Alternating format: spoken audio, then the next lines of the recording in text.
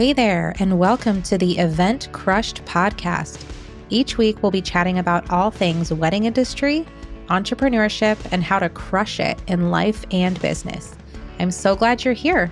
Now, let's dive into this week's episode.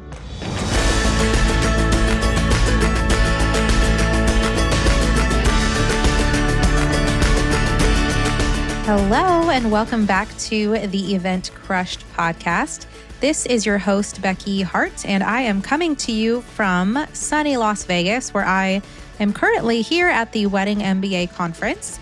And although I'm out of town, I wanted to make sure that I still got an episode out this week. So I am excited to share an interview with you with Serena of Dande Agency. And Serena is a social media and systems strategist.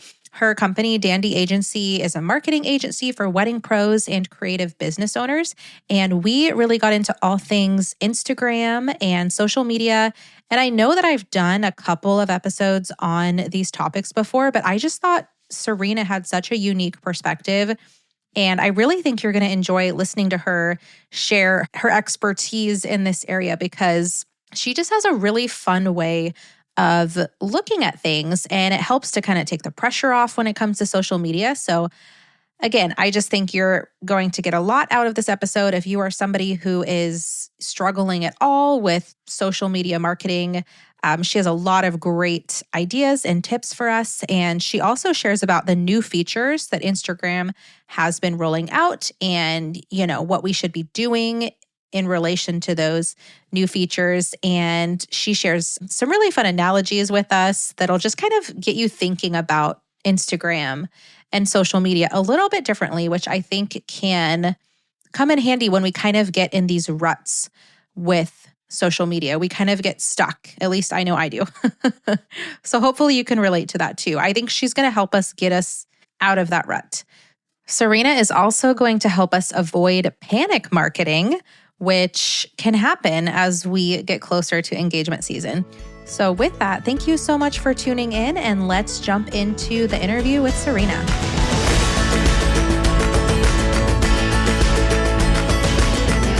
Well, hello, Serena. Thanks so much for joining me on the podcast today. Yeah, thanks so much for having me. Of course. I am really excited to dive into Instagram and social media for wedding pros and to dig into all of the wisdom that you are going to share with us. But before we jump into it all, if you wouldn't mind just sharing a bit about yourself and your background in the wedding industry and then how you work with wedding pros today. Yeah, absolutely. So I actually have been in the wedding industry since 2004, which is crazy because I realized the other day it's been 20 years in and out of the industry. Yeah. And I was like, oh, wow. But I actually got my start working at a hotel, and it was a brand new hotel, and we hadn't quite figured out like what our marketing was going to be, but we did have someone who was in the corporate side though. So they threw me in the Smurf side, which meant that I was going to do all the social events. And we didn't really have a whole lot of wedding businesses or wedding locations in the town that I was in St. Augustine, Florida. So I kind of just grew that market and learned as I went. And I worked there for several years and then went over and worked for a standalone wedding venue for a while. And it was kind of during that time that I just got sucked in. I was doing hundreds of weddings over the course of those few years. And then I left the industry for a little while, and then I came back through a wedding publication, and I did some sales for them. And it was during that time that the idea started to percolate that there could be a potential to start a business helping people with their social media. And then once I became a mom, it became pretty obvious that I was not going to be able to go back into an office. It just was not going to work for me. So I was like, well, now is better than never. So I reached out to some of my old contacts and said, hey, I'm thinking about starting this business, helping people with their social media.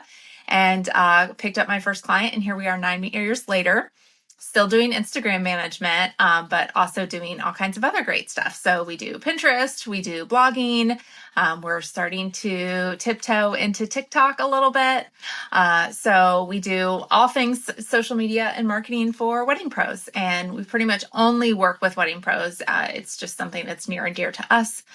So we help on a project basis, and then we help on retainer basis. So ongoing support or just short-term support, we do both. Okay. Well, that is wonderful. I love just hearing your story. And I can totally relate to after becoming a mom, like not wanting to go back to the office and definitely had similar situations.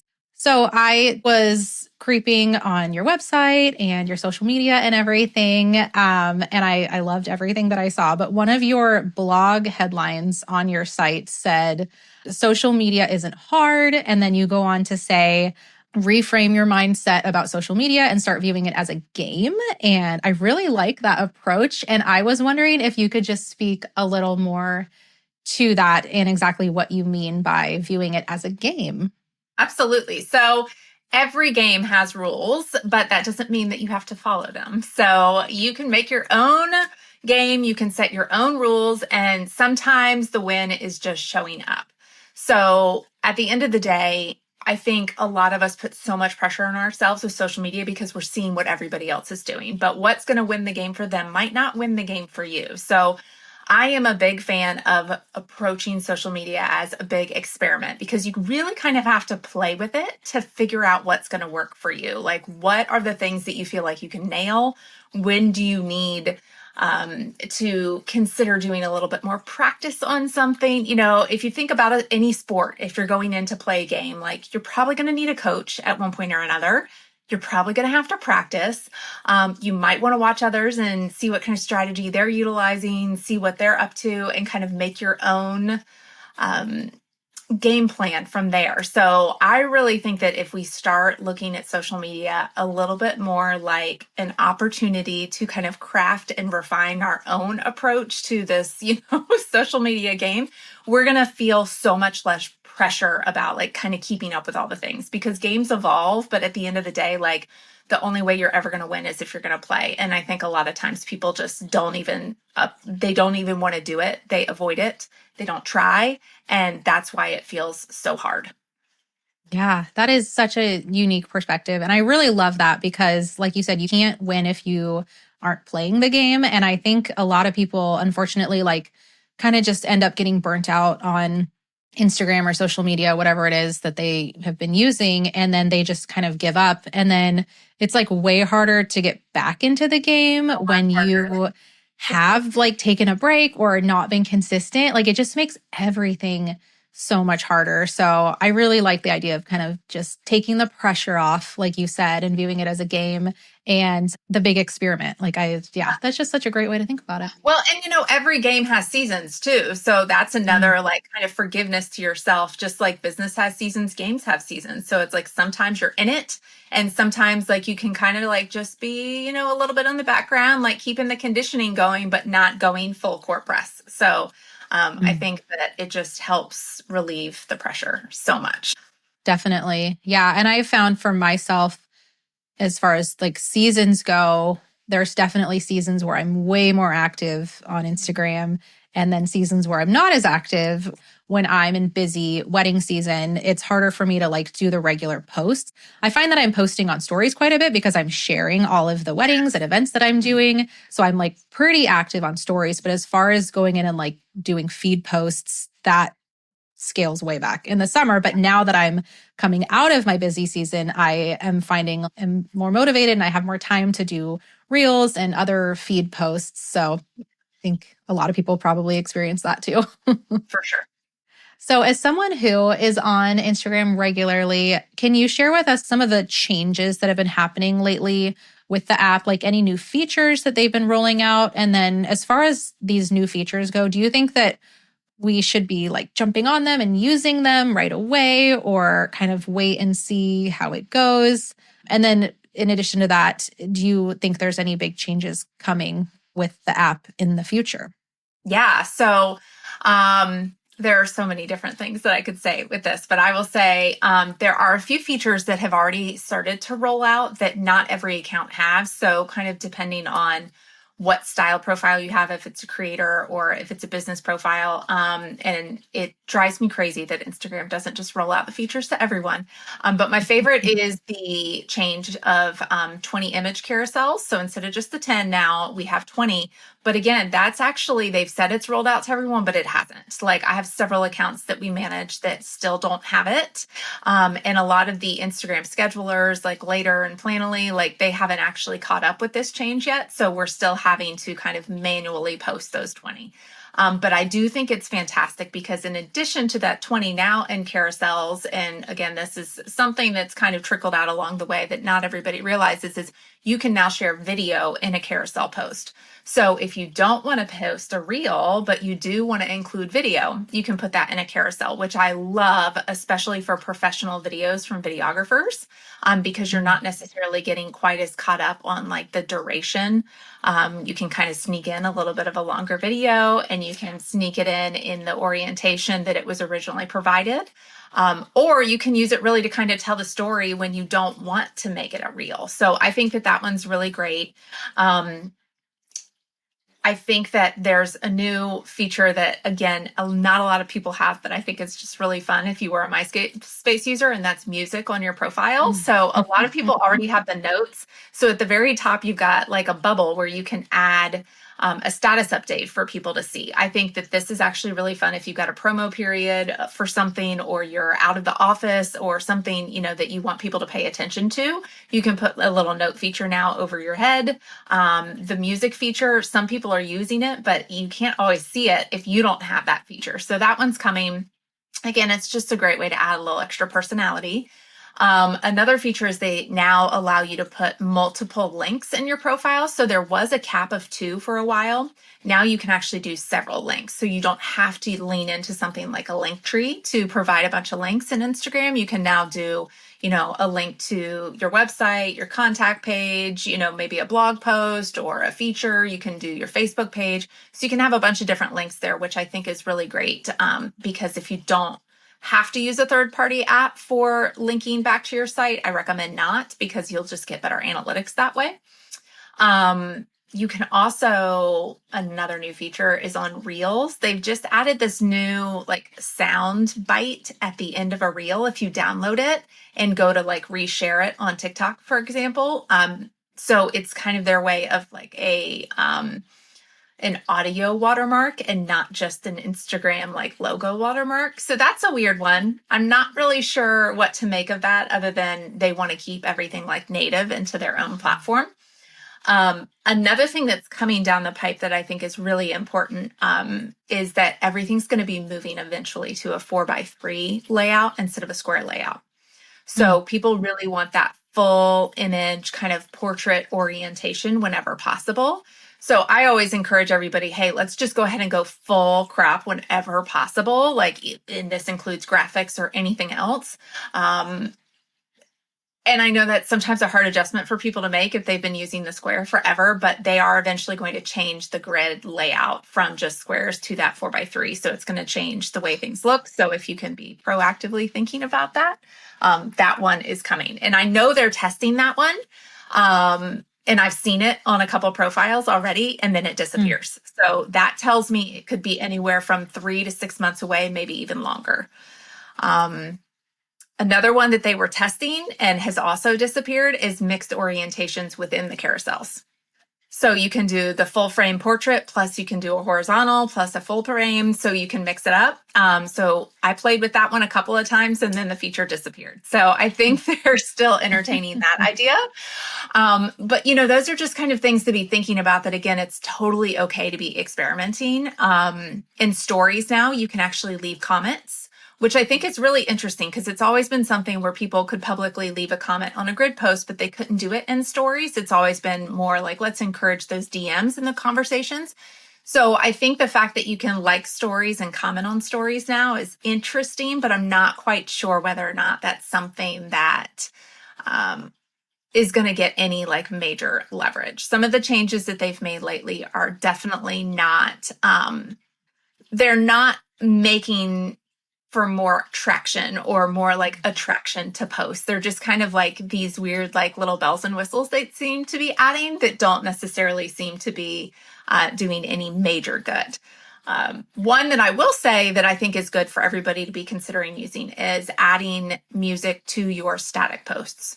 So that's a relatively new feature, and it's really fun for adding a little extra personality, especially if it's one or two images and you don't want to, make a reel, you don't have anything to make a reel, but you still want some trending audio. That's really helpful.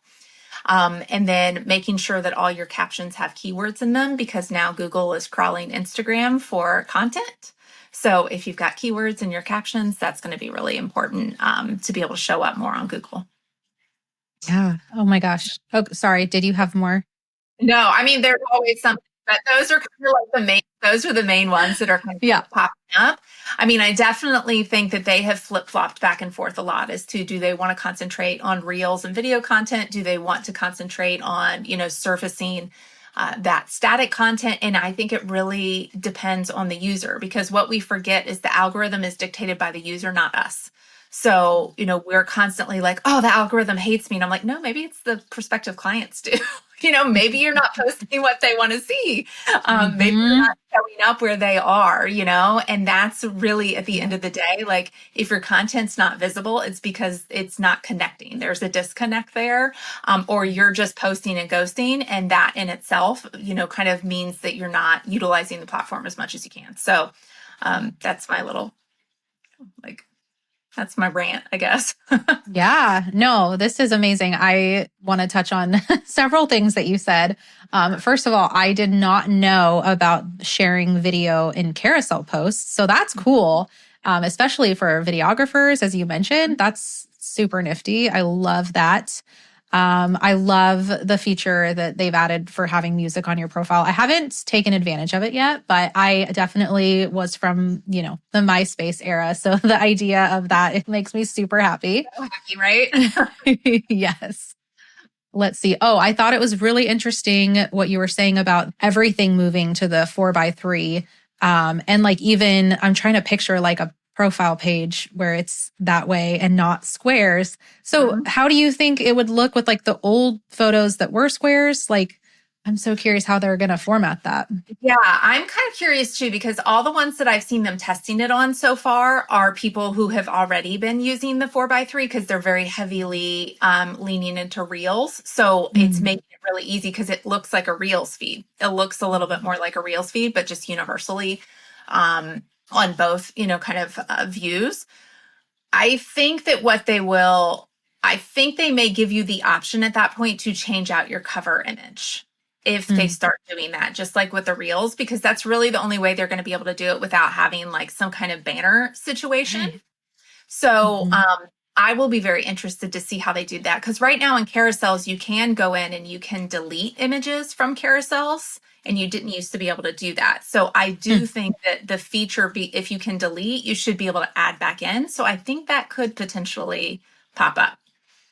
Okay. Interesting. And then I totally agree about the kind of the funny things that they've been adding that like really aren't like, are they really helping us as business owners? Like, what are they really doing for us? Like, I feel like there's a bunch of ones in stories too, that I haven't really played around with, but there's things where you can like, you can't see it and then you do something and then, oh, maybe you send a message and then it like reveals the image or something. I guess that's cool, but I don't know. There's a lot of funky stuff that it seems like they're just kind of trying out. Well, yeah, because I mean, they have come out and said like, hey, listen, we really want to encourage you to share your content, like share content that you're seeing with your friends. So they're trying to encourage more conversation. So I think they're trying to get people in the DMs more with that save and share feature. So they're like, well, let's see if we can beef up what we're doing in stories to make it feel like a more conversational place where people want to, make that happen. It's kind of like, I think it was last year. I feel like it all kind of runs together when they started. You didn't used to get a notification when someone tagged you in your DMs. Like that never showed up in your DMs. It just showed up in your notifications. So now if someone tags you and it shows up in your your DMs, like it starts to encourage those pieces of conversation. Like, oh, thanks so much for the tag. Or you're like, oh, I should go share that to my stories. So it feels very much like they're trying to get you to utilize all the different areas within Instagram and not just one.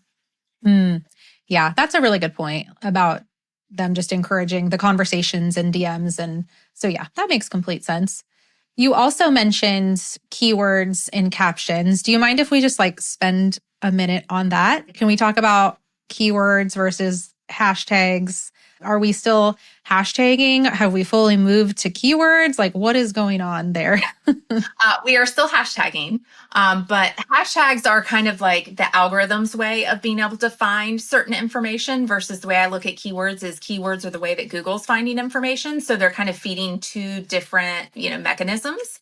But really whatever you would want to be found for on keywords. I think what happens a lot is like your hashtag usage should be very geographically focused. You're not most of the time, like in your caption, you're not going to be like, oh, as a Seattle wedding planner, blah, blah, blah, blah, blah. Like that feels very bloggy and it feels very SEO. So you're going to want to put in a hashtag Seattle wedding planner, but you're not going to put that in the caption. But you might say like this bouquet full of, hot pink peonies is totally on trend for, the spring season, blah, blah, blah.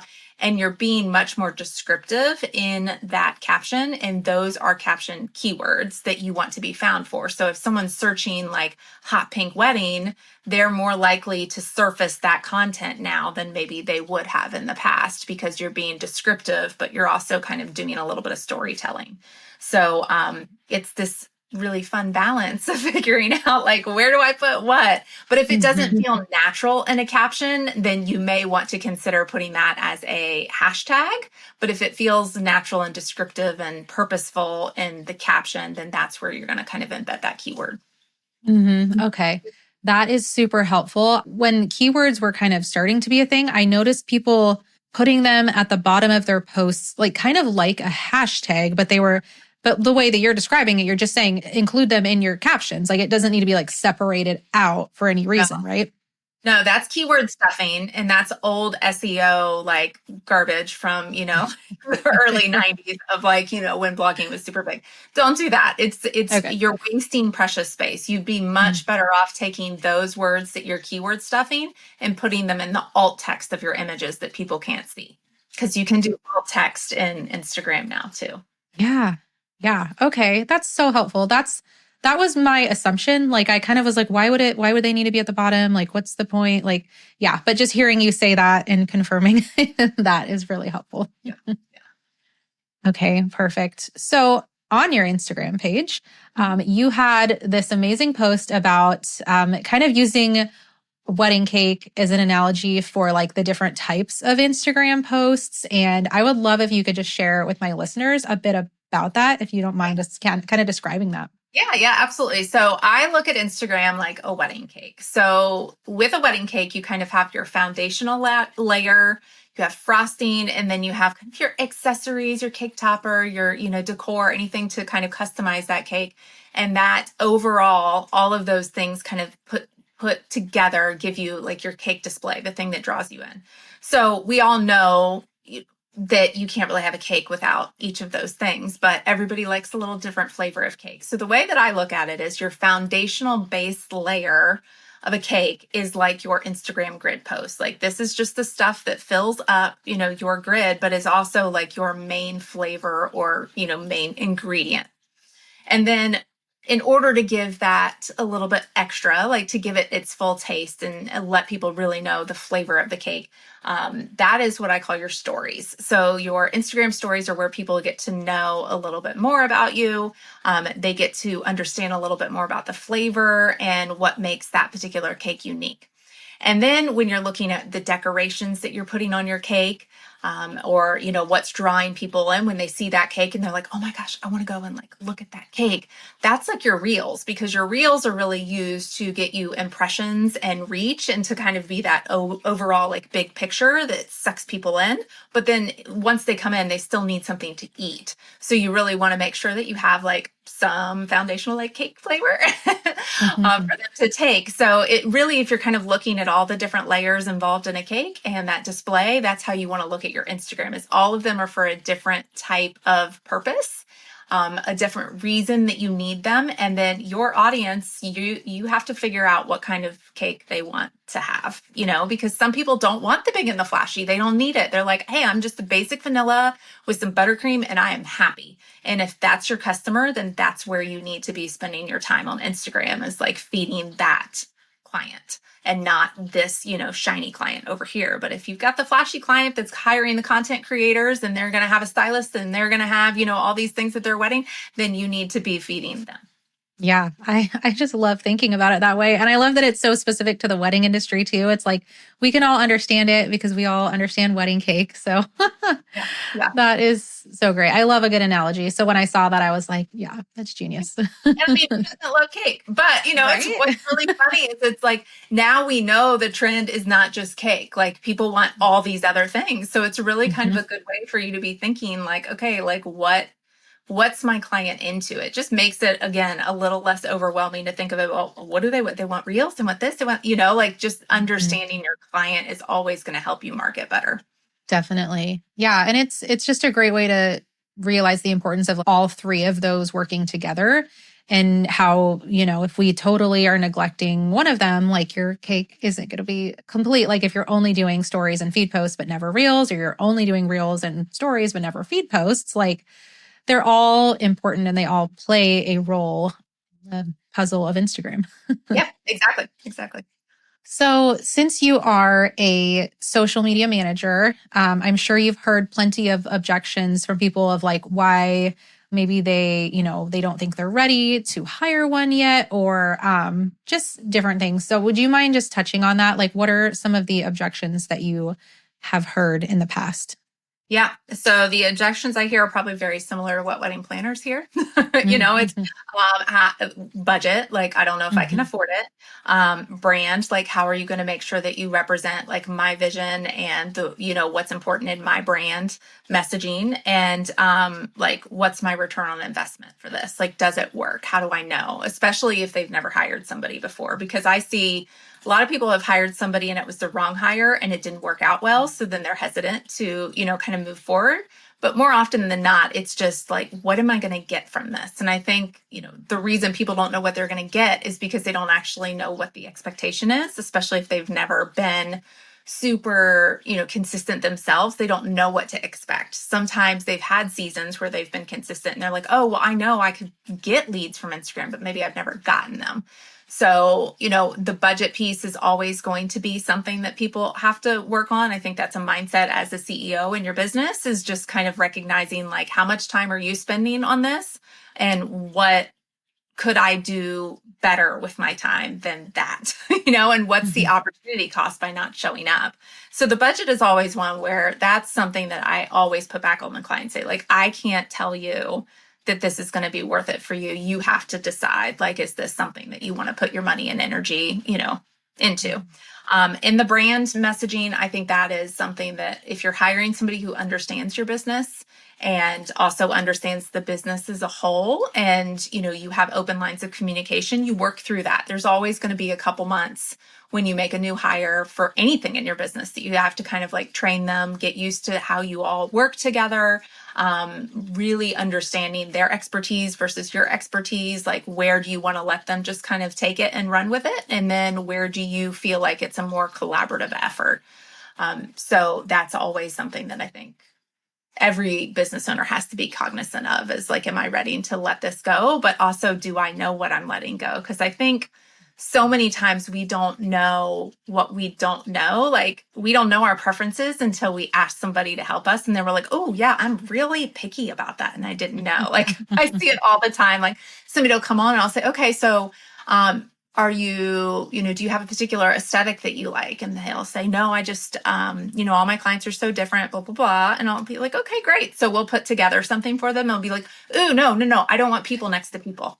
Or no black and white next to black and white. Or no, I don't like black and white stacked. Or no, I actually hate it when a detail shot is next to a detail shot. So these are things like, you have to be going in with the open mind that like, you don't know, again, like if you have that preference. So if you don't know and somebody brings that out in you, it's a learning opportunity of how you can work more efficiently together. Definitely. Yeah. the whole pickiness thing, I'm sure you see that a lot because, like you said, if they haven't hired somebody before, then they just might not realize that they, have these certain things that they have been doing, like maybe subconsciously, but they've never like communicated that to somebody. So then when they have someone else start doing it, it's like, oh no, that's not the right way. Or I have experienced that with the couple of times I've had my brand designer, do like right now I'm going through a rebrand, and just through that process, like I realized, oh, there's, I thought I wasn't that picky, but then you start going through it and you're like, oh, like I'm, not lots of just adjustments along the way and everything, which is normal. But yeah, definitely you realize a lot about yourself through that process. Absolutely. And I think that sometimes like going in with the assumption that you're not going to have that is where it actually is trickier than if you go in with the open mind that like, we're going to have to make some of these decisions along the way, because a lot of times people before they hire, they haven't done an SOP or standard operating procedure for their social media specifically, or for their marketing at all. They might, have some kind of like basic parameters, but they don't actually have that set. So we are doing that for you in the process. Like we're developing it because we know that it hasn't been done. So I think just making sure that you hire somebody who gets you and who wants to collaborate with you, but also like they know what they're doing. Like if you hire someone who knows what they're doing, just like you know what you're doing, like there is a give and take to all of it. Right. Definitely. I just thought of another question that popped in my head as you were talking. Do you find that most of your clients come to you with the same kind of goals in mind? Like, is everyone's goal when they hire a social media manager to get more bookings through social media? Or do some people just want more like views or followers? Or does everybody seem to have kind of the same goal, or does it vary a little bit? Yeah, it varies a little bit. So I have some clients where they're like, I have enough business. I don't need more business, but I need visibility because I don't want to have people forget about me because I may be fine now, but 2 and 3 years from now, I don't want to have been left behind because I wasn't showing up. Mm-hmm. Referrals can't always be the only source of business, especially if your major source of business goes out of business, like what about if you get all your business from a certain venue and then we're in Florida, so let's be real, what about if they flood, and then they're not around anymore? So I do have a handful of clients that for them, it's about visibility and just making sure that their clients feel loved, because so often once we have moved on from a wedding, we will forget the value of that client that we had, and we don't give them the love on social that they deserve. Like we share it like once or twice and then we move on. And then, we're missing an entire opportunity of like those referrals or like just that visibility of like making people feel so good and taken care of after the fact, just like we took care of them the whole time. So I think, there's that huge part. And then I absolutely have the other handful of clients who are like, I want more leads. I only have 1 or 2 clients where followers are important to them because I don't believe followers as a whole are an important metric to track anymore. But I did just have a client where we were looking at her numbers and I'm like, well, you've grown 50% in less than a year. So that was like one of her number one goals. And we did it, by being really creative with our strategy. So everybody's strategy is going to be a little bit different. It's just, but the expectation that goes with the reason they want to be on Instagram is where we really have to like make sure that those metrics line up. Mm-hmm. Yeah. I love the first one that you were talking about where your client has plenty of business, like they're fine right now, but they don't know how they're going to be in the next 2 or 3 years. So staying top of mind, staying visible, like that's super important. And I think people forget about that sometimes because they're like, oh, I'm good. Like I have so much business right now. I don't need to be posting on Instagram. But they're not thinking about the future when maybe they're not having all those referrals. And so yeah, I'm glad you brought that up because I think it's just good for people to be thinking long-term with this kind of stuff and not just thinking, right now I'm doing great. So clearly I'm going to be doing great in a couple of years. Well, no, you don't know that. I mean, we've obviously over the last several years, like we've seen that is not true. Yeah. So yeah, well, and panic marketing is kind of the worst kind of marketing that you can do. And I see it happen a lot as people get to January and they're like, oh my God, it's engagement season. I haven't done anything. And I was like, yeah, the time for us to start probably would have been in August, right. October, November at the latest, but January is too late unless you're a category, a vendor that they book, later on down the road. But if you're a venue or a planner or a photographer and you're just thinking about your marketing in January, like that's a problem. So I think, just avoiding the panic marketing as a whole is a really smart strategy. For sure. I don't know that I've ever heard it called panic marketing, but I've definitely seen that. And I completely agree with you. Yeah. Okay. So what advice do you have for somebody out there? One of my listeners who's like feeling overwhelmed and just like burnt out with Instagram and social media. Like, do you have any advice for them? What would you say to that person? Yeah. So I am a big fan of systems and automation and software to help make your life easier. So one of the things that I hear often when people say I'm so overwhelmed is they're not using any kind of scheduling tool for their social media because they think it's going to hurt their reach or it's going to hurt their likes or it's going to hurt something. And I'm like, listen, what's hurting you more is not doing it at all. So which is worse for you? So find a system or a software that can help make the process for planning easier. Decide on just 2 or 3 things that you know that you can share on repeat. So as a wedding pro, there's like 3 things that are super easy. Like you can share testimonials, you can share an answer to a frequently asked question, and then you can share just a little bit more about the services that you offer. Those are 3 very easy things. It's the low-hanging fruit, and you can share that every single week. Is it the absolute best strategy in the world? No, because there's other things that you want as value add to share, but it's better than nothing. And it's usually pretty easy for you to be able to whip that together without thinking about like, oh, I'm not so good with captions. I don't know what to do. And really kind of just find your best work and share those pictures with, that particular piece of content that makes sense. And, you can always fall back on just being descriptive. Like, I think, again, we overcomplicate captions. Sometimes if you're thinking just keyword strategy, like describe what the heck is in the picture, because couples don't know what they're looking at. They don't know the difference between an escort card and a place card. And you just shared like a seating chart and they want to know what's on it, and why it's on it that way. Like, it's really simple stuff. Like, just get really descriptive. And then really like systematize it. Just put a date on your calendar. I know we're all so busy and it's hard to do that, but if you can just kind of create a repeatable system that says like every, Monday, I'm going to be CEO of my business. I'm going to spend 30 minutes. I'm going to write these 3 things and pop them into my scheduler that I have, committed to paying for every month at the $10 or $20 that it is. It makes it a little easier. Could it be done better? Absolutely. Everything can always be done better, but we beat ourselves up and we say like, oh, I'm not doing it right. I'm not doing it well. Again, we're playing a game here and you got to just show up in the game. Like sometimes just showing up and sitting on the bench is better than nothing. So get on the bench, throw a few things out, say, hey, I'm here to play. And when you have the time and the energy to come back to it, when you're feeling motivated, then do it. And, there's always people out there too that are willing to help, that love this. And that doesn't mean you have to make a long-term commitment either. Like just a little help here and there sometimes can make a world of difference to get you past the hump. Yes.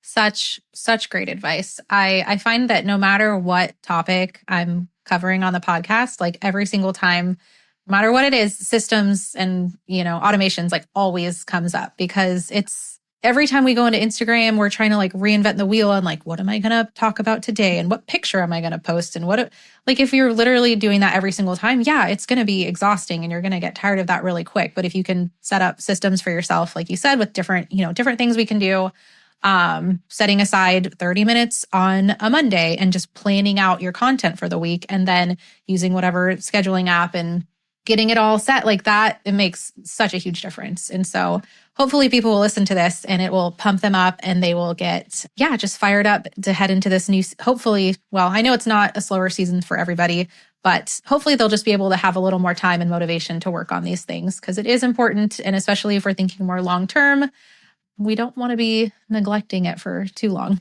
Exactly. Okay, well, as we are getting ready to wrap up, I would love it if you could share just a bit more about your services and what you do at the Dande agency. Yeah, so we have kind of 2 main services. We have 3, but the top 2 are Have a Dande Day and the Dande Special. So Have a Dande Day is a project-based option where we can dive into your business short term. It's very similar to what you may have heard as a VIP day, where we can tackle a bunch of different marketing tasks for you. So whether that's, hey, we're going to take care of 2 months of Instagram content for you, or we're going to collect and curate a bunch of your galleries, or we're going to, write 3 blog posts that you can use evergreen on repeat for keywords. We're going to update your galleries on your website, whatever it may be. We create a custom package for, kind of quick wins for you that you can get done to set you up for success. And that can include sometimes even setting up automation. So if you're really overwhelmed by that, like, we will plug and play a bunch of stuff for you to be able to take the ball and run with it. So those are our projects. And then we have the Dande Special, which is our Instagram management. And then you can always do dazzle ups, which allow you to create a custom package on an ongoing basis for a retainer. So whether that's, ongoing blog posts or Pinterest management or looking at TikTok, you can kind of create your custom from there. But because we have experience in the industry, we like to think that the startup time to get up and running is a lot less than people think it is. Usually, you come to us and we say, let's do this. And in 2 weeks, we're, hit the ground running. We've got some good stuff going for you. But yeah, those are our 2 main options. And then we have what's called the Dande Dive-In, which is just kind of a one-off strategy session to help, get some clarity for you in your marketing plans. And yeah, those are our main 3. Awesome. They sound absolutely fantastic. So if my listeners want to connect with you and, learn more about your services, where is the best place that they can find you? You can always find me on Instagram at Dande Agency. And Dande is with an E. And there's a fun story behind why I am called Dande Agency. Is I've had this business now for 9 years, and I started it originally as Delegate and Elevate.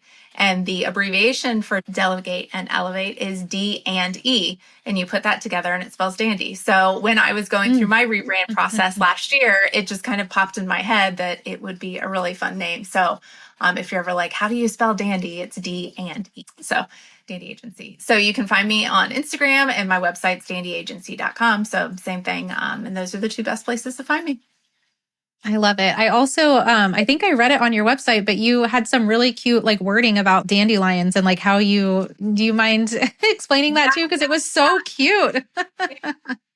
Yeah. Well, my logo is a dandelion because also Dande to me reminds me of a dandelion. So the slogan is, we are a marketing agency for wedding pros, but we'll help your marketing spread like dandelion seed, grow like a weed, and present like a flower. I love that. Oh, it's perfect.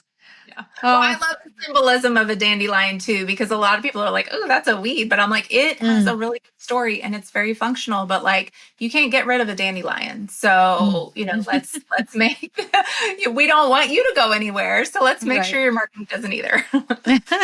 Yes, I love it. Well, Serena, thank you so much for just sharing all of your wisdom with us today. It's been wonderful chatting with you. Yeah. Well, thank you so much for having me.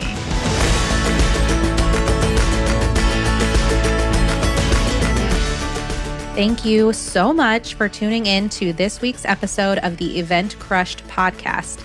I hope you found value in this episode, and if you did, please consider sharing it with a wedding industry friend. We also hope you'll consider leaving a rating or review for the show to help other listeners find it. This podcast is edited and produced by Ace Sound Design. If you're looking to elevate your audio experience, their info can be found in the show description. As always, thank you for listening, and please connect with us on Instagram if you haven't already. Now get out there and crush it.